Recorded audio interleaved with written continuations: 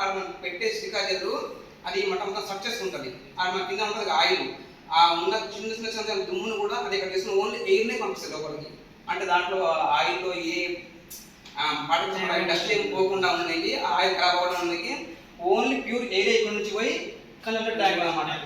Tank అనమాట. ఇక్కడ నుంచి ఎయిర్ లైట్కి వచ్చి ఇది ఇక్కడ ఉన్నమాట ఆయిల్ అనేది మూగుతా ఉంటుంది కదా, అది కూలింగ్ అవుతుంది. ఇది ఇక్కడ నుంచి ఓన్లీ దీనికి కూలెంట్ చెప్తుంది కాసేమో ఓన్లీ దీనికి ఓల్డ్స్ దగ్గర. ఆయిల్ ఎందుకన్నా కన్సర్వేషన్ ట్యాంక్ ఆయిల్ ఎందుకు ఆయిల్ ఎందుకంటే ఇప్పుడు నీకు యూసా ఇప్పుడు ఇక్కడ ఇప్పుడు ఉందబ్బా ట్రాన్స్ఫార్మర్ నీకు వైండింగ్స్ రొటేషన్ అవుతా ఉంటాయి, నీకు రొటేషన్ అవుతా ఉంటాయి. హీట్ ఫుల్గా వైండింగ్స్ హీట్ అవుతాయి. ఇప్పుడు మీ ఇంట్లో ఫ్యాన్ ఉంది, దాంట్లో కండెన్సర్ ఉంటుంది, కండెన్సర్ అది హీట్ అవ్వాలా? అది ఏం హీట్ అవుతుంది? అది వచ్చే పవర్ వల్ల అది రన్నింగ్ అవుతుంది కాబట్టి హీట్ అవుతుంది. ఇప్పుడు ఇది కూడా అంతే.